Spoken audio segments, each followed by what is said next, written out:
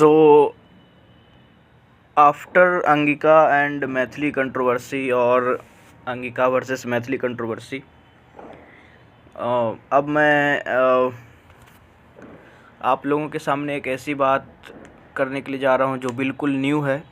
और मुझे लगता है कि अब अंगिका वर्सेस मैथिली कंट्रोवर्सी के जितने भी सबूत थे, जितने भी प्रूफ्स थे, मैंने सभी आप लोगों को बता दिए हैं कि अंगिका क्यों एक परिपूर्ण भाषा है और वो मैथिली की बोली क्यों नहीं है। तो अब मुझे नहीं लगता कि उस पे कुछ डाउट्स बच जाते हैं लोगों के। So now I am switching to Maharashtra. और महाराष्ट्र में जो मैं आज बात करने के लिए जा रहा हूँ वो है कि महाराष्ट्र का बंटवारा क्यों होना चाहिए।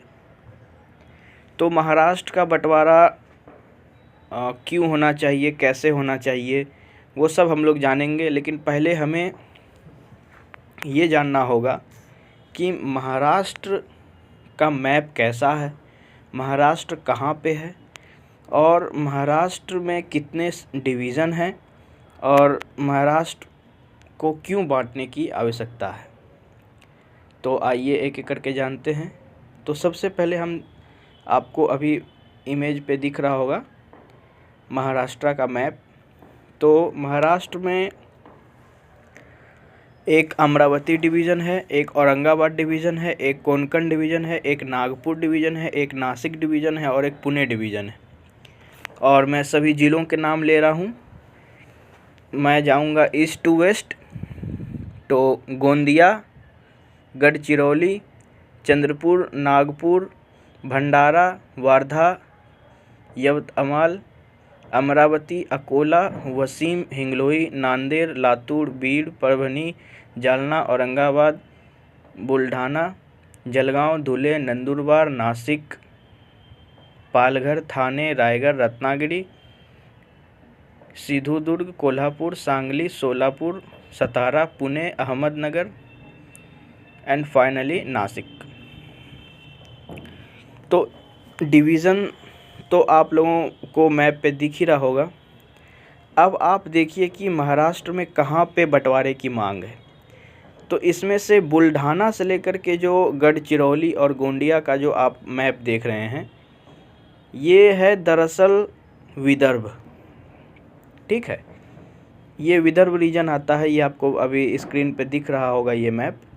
तो इसमें आते हैं बुल्ढाना, अकोला, वसीम, अमरावती, यवतमाल, चंद्रपुर, वार्धा और नागपुर, भंडारा, गोंदिया और गढ़चिरौली। तो अब हमें ये जानना है कि अगर महाराष्ट्र का बंटवारा होता है तो कितने राज्यों में महाराष्ट्र बटेगा। तो महाराष्ट्र में दो जगहों से मांग है बंटवारे की। और जो मांग है, एक तो है विदर्भ और दूसरा कोंकण। क्योंकि कोंकण की जो भाषा है वो मराठी नहीं है, इनकी अपनी भाषा है कोंकणी। और धीरे धीरे वही काम महाराष्ट्र कर रहा है कोंकण क्षेत्र पे, जो कि इन्होंने बेलगावी पे किया था। जो कि बेलगावी एक कन्नड़ा स्पीकिंग डिस्ट्रिक्ट है। लेकिन वहाँ पे मराठी माइग्रेशन इतनी अधिक हुई कि वहाँ पे कन्नड़ और मराठी दोनों की संख्या पॉपुलेशन बराबर हो गई। और बाद में महाराष्ट्र सरकार ने उसे एक विवादित बयान दे दिया उद्धव ठाकरे ने। और बयान में उन्होंने occupied Kashmir like Maharashtra occupied Karnataka या फिर कुछ उस तरीके से बता दिया था, जो कि बिल्कुल बेहुदा बात है। तो महाराष्ट्र का यदि बंटवारा होगा तो 3 राज्यों में महाराष्ट्र बटेगा, कोंकण, मराठवाड़ा और विदर्भ। अब हम जानते हैं कि अब हमें ये जानना होगा कि कोंकण में कितने ज़िले आएंगे। तो कोंकण एक बहुत ही छोटा स्टेट बनेगा, लेकिन कोंकण बिल्कुल भी रिच स्टेट आएगा क्योंकि इसमें मुंबई आने वाला है। तो पालघर, थाने, रायगढ़, रत्नागिरी और सिंधुदुर्ग, ये इतने जो आपको 5 ज़िले दिख रहे हैं, ये 5 ज़िले ही कोंकण में हैं। और यदि कोंकण राज्य बन जाता है तो पूरा मराठवाड़ा का कोस्टल एरिया का बेनिफिट ये खो देंगे। तो अब जानते हैं कि चलो ये तो पूरी बात हो गई कि महाराष्ट्र कहाँ पे है, कैसे है, कितने ज़िले हैं, कौन कौन से सब डिवीज़न हैं। तो महाराष्ट्र को दरअसल लोग बहुत कंफ्यूज कर जाते हैं क्योंकि महाराष्ट्र एक बहुत बड़ा स्टेट है अभी, और इसे संभालना बिल्कुल मुश्किल हो रहा है महाराष्ट्र के लिए, क्योंकि ये सेंट्रल इंडिया से लेकर के साउथ इंडिया तक इसका जो क्या बोलते हैं एरिया है। तो आप ये देख लें, गोंदिया से लेकर के जो आपको कोंकण में अभी सबसे लास्ट जो था सिंधुदुर्ग करके जो एक डिस्ट्रिक्ट है वो देख लें, तो सिंधुदुर्ग जो है वो आ जाएगा आपको साउथ इंडिया में, और गोंदिया आप कह सकते हैं नॉर्थ इंडिया में। तो आप महाराष्ट्र को दरअसल अच्छा रहेगा कि यदि आप इसे सेंट्रल इंडिया में रखें। अब हम जानते हैं कि महाराष्ट्र में जो विदर्भ की जो मांग है वो क्या है, कैसे है। तो विदर्भ की जो मांग है ये इसका बेस जो है विदर्भ का वो है नागपुर, और इसमें विदर्भ में टोटल 11 ज़िले आते हैं जो कि 31% हैं महाराष्ट्र अभी के महाराष्ट्र के टोटल एरिया के, और 21% यहाँ पे पॉपुलेशन रहती है, जो कि विदर्भ जो कि बहुत घने जंगलों से भरा पड़ा है, और यहाँ पे बहुत अधिक मिनरल्स है, और जो रुई के उत्पादन के लिए बहुत ही अच्छी ज़मीन है यहाँ पे। अब ये जानना है कि स्टेटहुड की डिमांड यहाँ पे कैसे हुई, कब हुई। तो विदर्भ रीजन जो है वो महाराष्ट्र स्टेट के ईस्टर्न पार्ट पे आता है, और ये आज से मतलब बहुत समय पहले जब संयुक्त महाराष्ट्र का जो मूवमेंट था वो नहीं चला था। मैं आपको बताता हूँ संयुक्त महाराष्ट्र क्या है। संयुक्त महाराष्ट्र जो एक मूवमेंट हुई थी जो कि बॉम्बे प्रेसिडेंसी, जिसमें आज के महाराष्ट्र और गुजरात सब कुछ आते हैं, तो इनका एक मूवमेंट था कि हमें एक अलग महाराष्ट्र स्टेट चाहिए। तो उसमें 100 साल से भी पहले जिस समय संयुक्त महाराष्ट्र और सब का था, उससे पहले से विदर्भ की डिमांड शुरू हो चुकी थी। तो जिस समय महाराष्ट्र स्टेट बना भी नहीं था उसके पहले से विदर्भ को स्टेट बनाने की मांग थी। तो उसमें क्या हुआ कि जो एक लेजिस्लेचर पास किया गया, और उस पे महाविदर्भ का एक लेजिस्लेचर पास किया गया 1938 में नागपुर से। लेकिन बाद में क्या हुआ कि जब महाराष्ट्र स्टेट बना तो इसे उसमें मर्ज कर दिया गया विदर्भ को।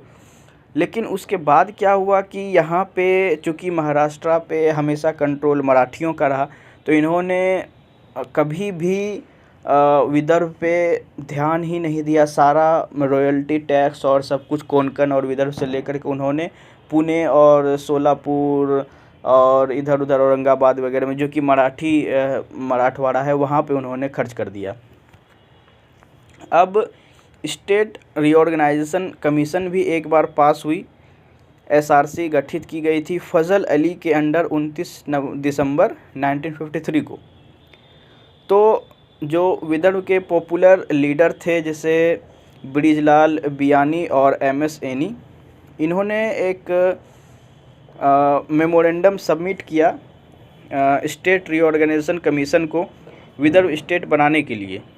और आपको जानकर बहुत ताज्जुब होगी कि बाबा साहब अम्बेडकर ने one state one language principle के वो सपोर्ट में थे, इसलिए वो इसके खिलाफ़ हो गए बाबा साहब अम्बेडकर, जो कि एक बहुत ही अच्छी बात नहीं है। वन स्टेट वन लैंग्वेज की जो पॉलिसी है ये दरअसल कुछ हद तक सही है, लेकिन पॉपुलर वे में सही नहीं है, क्योंकि वन स्टेट वन लैंग्वेज की पॉलिसी यदि बनाई अगर रहती, जो कि एक बेहुदा सी बात है, अगर ऐसी बात रहती तो आंध्र प्रदेश तेलंगाना का कभी बाइफरकेशन नहीं होता, बिहार और झारखंड का कभी बाइफरकेशन नहीं होता, और ऑलमोस्ट आप ये देख लें हरियाणा और पंजाब, चूँकि हरियाणवी भी बहुत हद तक पंजाबी से सिमिलर है, एक डायलेक्ट ही है हरियाणवी, डायलेक्ट का ही दर्जा है, उसका भी कभी बाइफर्केशन नहीं होता।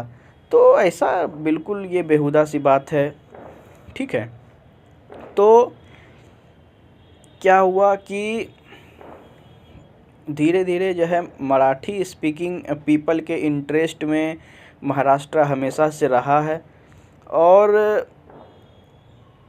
क्या हुआ कि अगर एक स्टेट एक लैंग्वेज की पॉलिसी रहेगी तो ज़्यादा अच्छा रहेगा, ये उनका सोचना था। तो क्या हुआ कि वो भीमराव अंबेडकर जो थे वो बिल्कुल भी विदर्भ स्टेट के खिलाफ़ थे, लेकिन फजल अली जो जिन्होंने एसआरसी के पास एक समिट किया था, उन्होंने विदर्भ स्टेट का बिल्कुल भी ये किया, समर्थन किया। और 1956 में जब state reorganisation act language policy के तहत पे बनाई जा रही थी तो इन्होंने भी रखा था। लेकिन क्या हुआ कि विदर्भ को ज़बरदस्ती 1960 तक में one language one state principle के तहत इसे महाराष्ट्र में मिला दिया गया। और 1 मई 1962 को विदर्भ के और मराठवाड़ा और कोंकण के साथ महाराष्ट्र स्टेट बना और एक पैक्ट साइन किया गया, नागपुर पैक्ट। और उसी समय के साथ ही नागपुर जो कि एक कैपिटल स्टेटस का दर्जा होल्ड करता था, उसने नागपुर ने खो दिया। तो उसके बाद फिर क्या हुआ कि जब महाराष्ट्र स्टेट बन गया तो उसके बाद मराठियों ने एक बहुत ही बेहुदा सी चाल चली। उन्होंने क्या किया कि समर और विंटर कैपिटल का एक बेतुका सा ये कर दिया और बता दिया कि नागपुर को जो है हम लोग कैपिटल बनाएंगे, उनके बस सेटिस्फेक्शन के लिए कि नागपुर को हम लोग कैपिटल बनाएंगे और ये सब करेंगे, वो समर और विंटर वाला जो था वो सब करेंगे। लेकिन ये बिल्कुल ही सिर्फ एक फॉर्मेलिटी हुई। आज भी कोई जानता भी नहीं कि महाराष्ट्र का कैपिटल नागपुर भी है। ऐसा सिर्फ ये किया गया कि विदर्भ का जो डिमांड है उसे समाप्त किया जा सके। जो पॉलिटिकल ग्रुप्स एसोसिएटेड थे इससे, तो जो बहुत ही फेमस माधव श्रीहरि अने, उन्होंने नागपुर लोकसभा सीट से 1962 में जीत भी हासिल की विदर्भ स्टेट के एजेंडा को लेकर। उसके बाद राजे विश्वराव, उन्होंने चंद्रपुर लोकसभा सीट से 1977 में विदर्भ स्टेट को लेकर कहीं एक जीत हासिल की। उसके बाद मिस्टर जम्बूवंतराव धोते, उन्होंने भी नागपुर लोकसभा सीट से 1971 में पास किया। तो दरअसल ऐसा हुआ कि एक समिति बनाई गई, विदर्भ जनता कांग्रेस, जिसे फाउंड किया था जम्बूवंतराव धोते ने 9 सितंबर 2002 को एक सेपरेट विदर्भ स्टेट के लिए। तो ये सब बहुत अधिक किया गया। और जब तेलंगाना का डिक्लेरेशन हुआ कि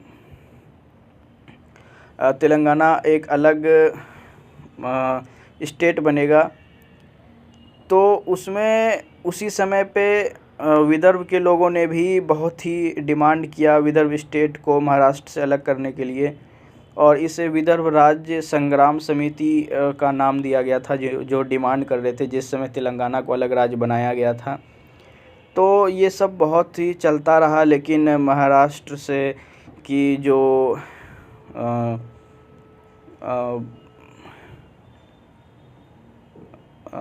मतलब कि जो मराठियों की जो एक लालची पॉलिटिक्स रही है कि महाराष्ट्र को ऐसे करना है वैसे करना है।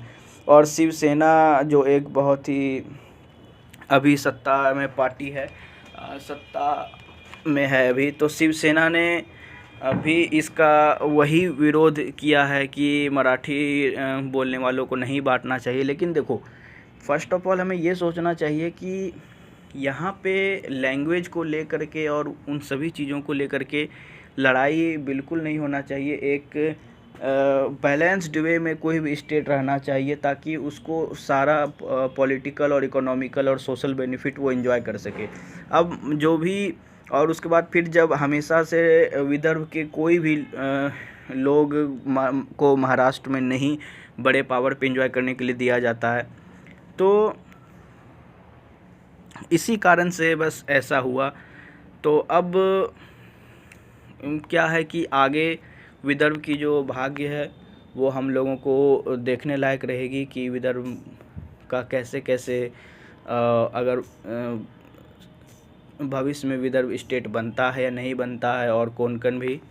तो आज आपने जाना कि विदर्भ स्टेट क्यों बनना चाहिए और विदर्भ स्टेट के साथ किस तरीके से मराठियों ने बेईमानी करके उसको हड़पा है। तो ठीक है, वीडियो को ज़्यादा लंबा ना करते हुए अब मैं इस वीडियो को समाप्त करता हूँ।